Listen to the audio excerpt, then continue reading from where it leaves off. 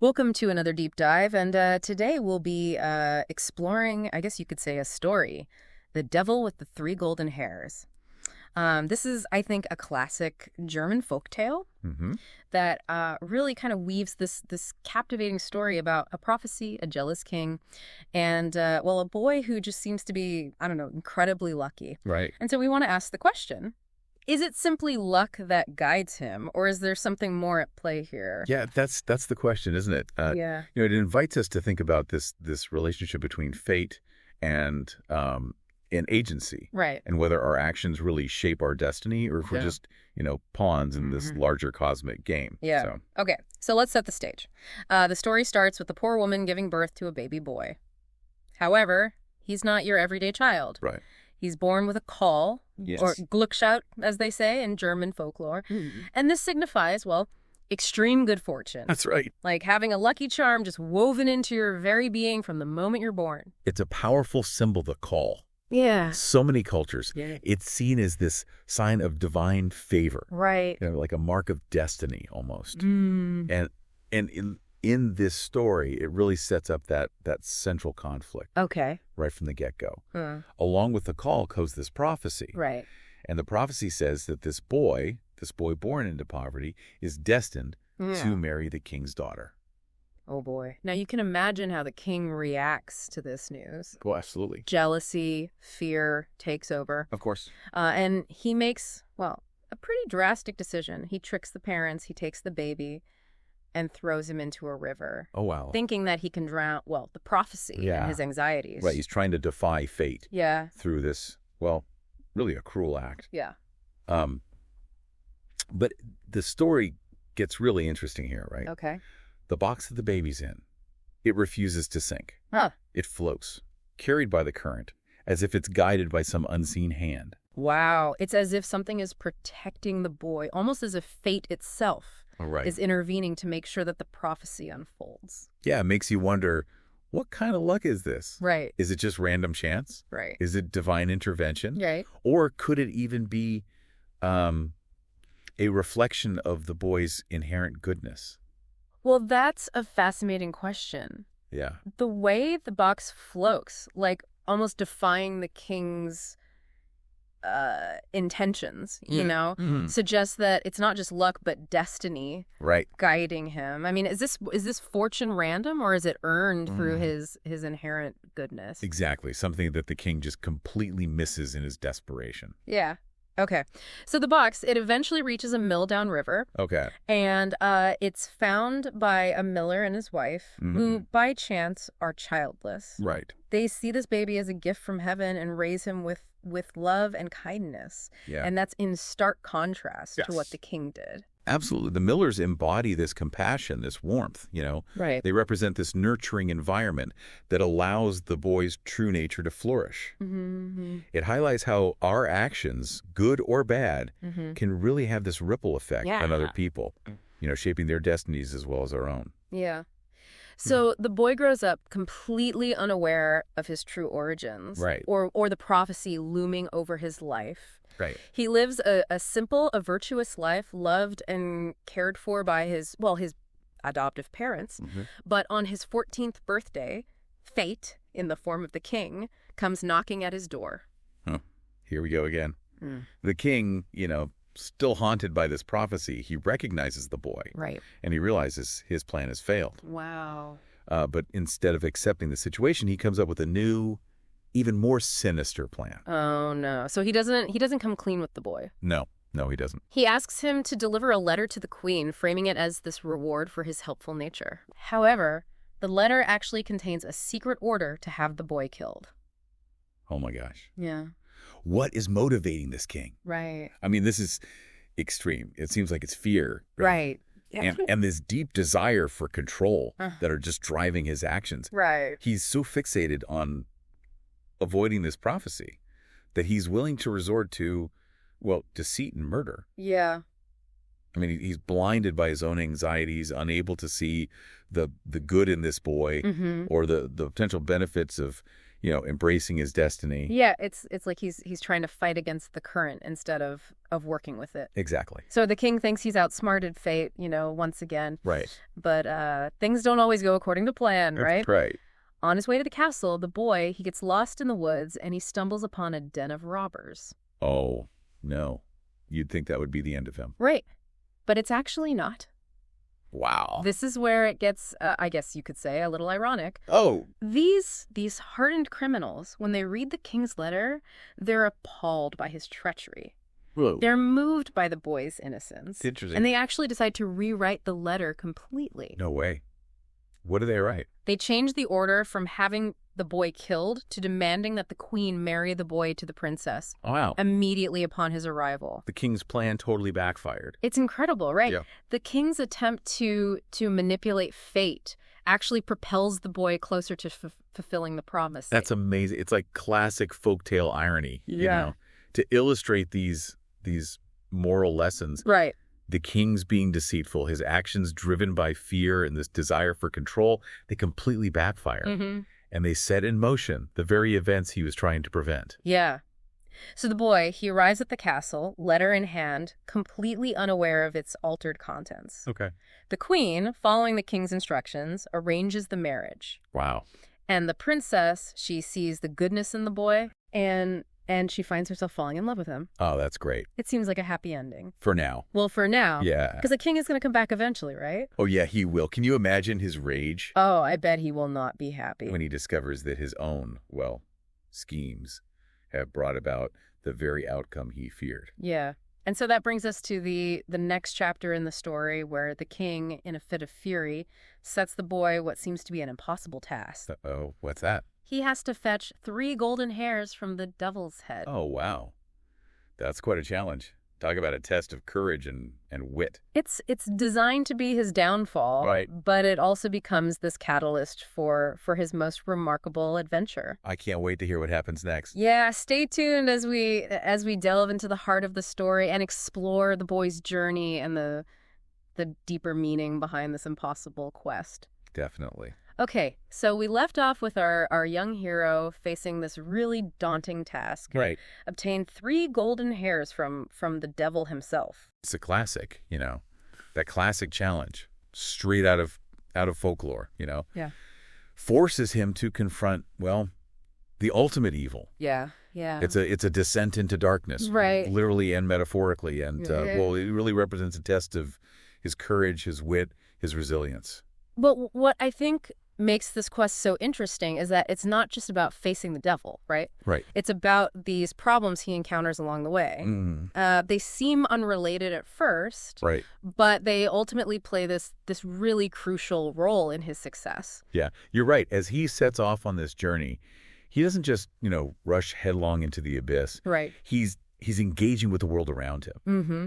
He shows this willingness to help people in need, even while he's facing this impossible task. Yeah, okay, so his first stop is this city where the once abundant wine fountain has dried up. Oh, wow. And this has caused a lot of distress to the people there. Yeah, of course. And he promises to help them find a solution, even though, he has no idea where to begin. Right. And what's interesting is that this problem, it seems completely unrelated to his main quest.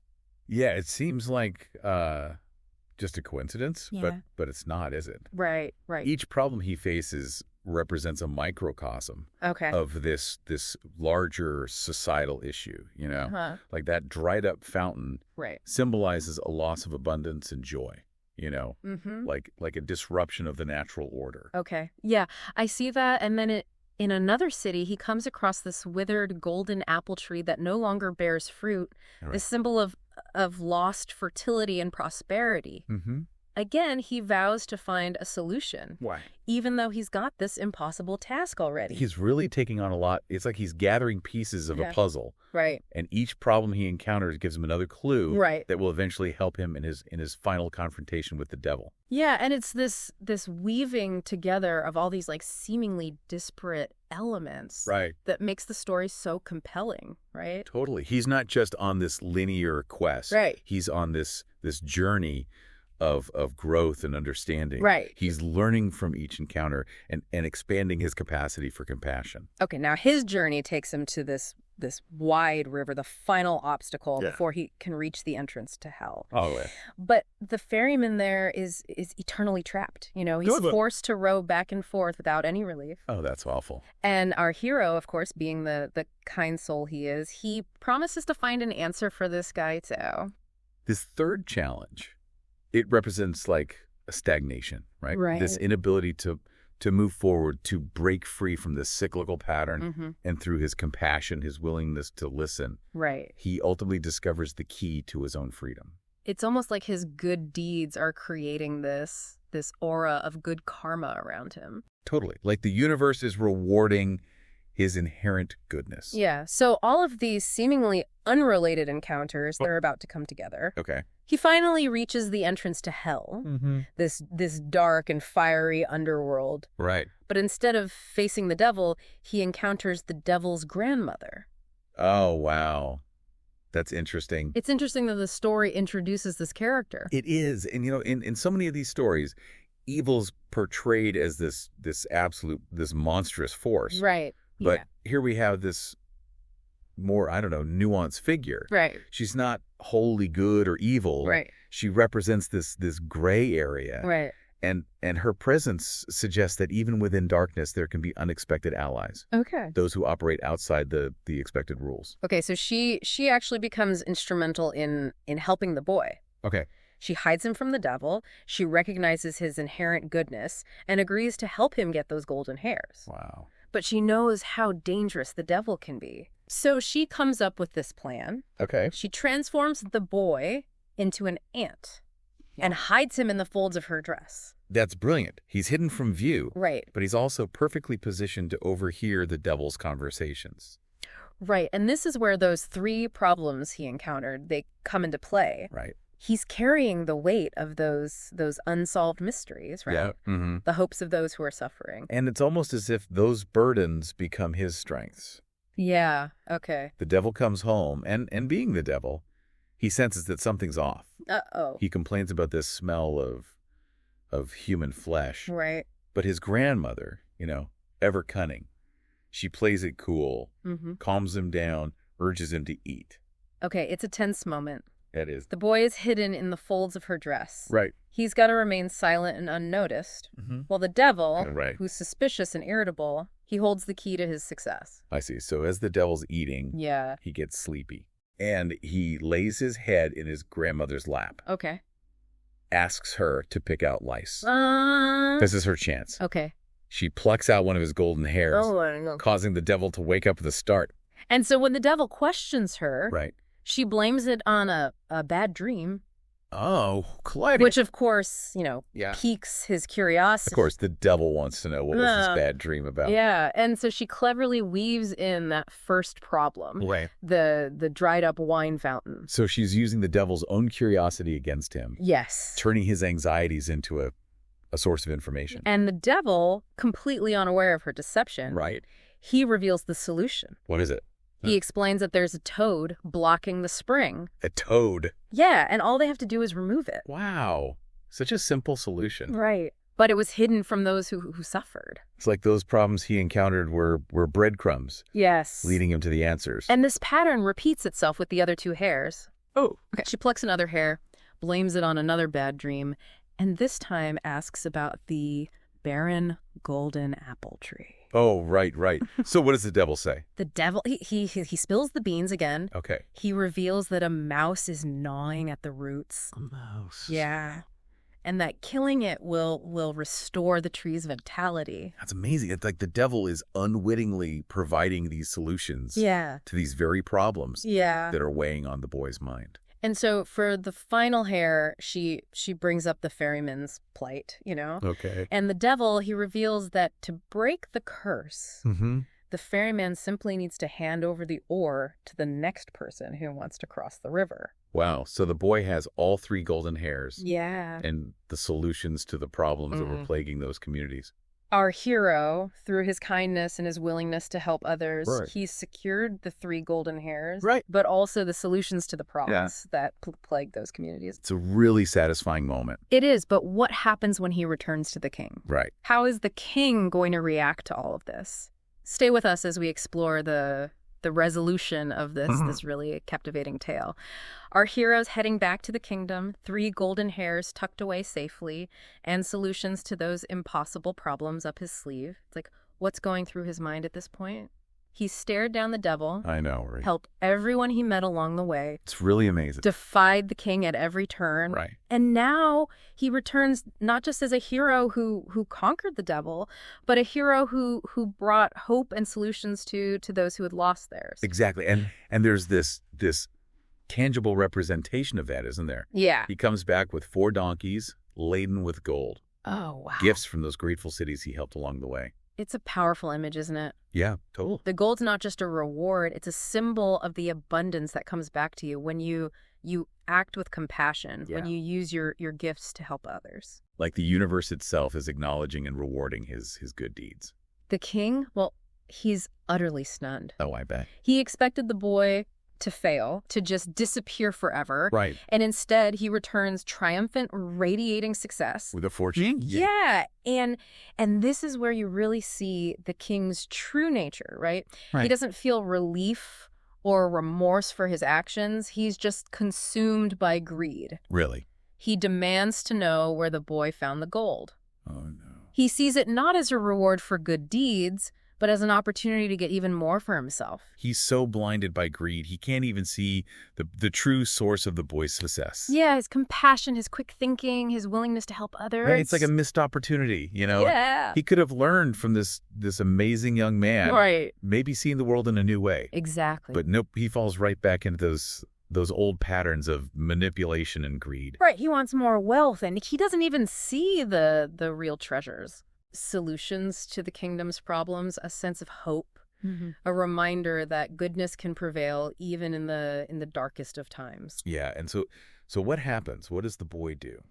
Well, the boy knows that the king's greed is going to be his downfall. Okay. So he tells him about this river that flows with gold. What? A river of gold? He describes it in detail, mentions the ferryman who can take him there. Oh, no, I see where this is going. The king, blinded by greed, rushes off to find this river, completely unaware of the trap that's been set. He finds the ferryman? Yep, he pays to cross, and the ferryman just leaves him on the other side. Oh, wow. He's the eternal ferryman now. Poetic justice, you know? The king tried so hard to control fate. And he ends up trapped by his own greed and deceit. It's like the story's reminding us that our choices have consequences. Exactly. And our hero, the boy born under that lucky star, well, he ascends to the throne, marries the princess, and rules with wisdom and compassion. It's a classic happy ending.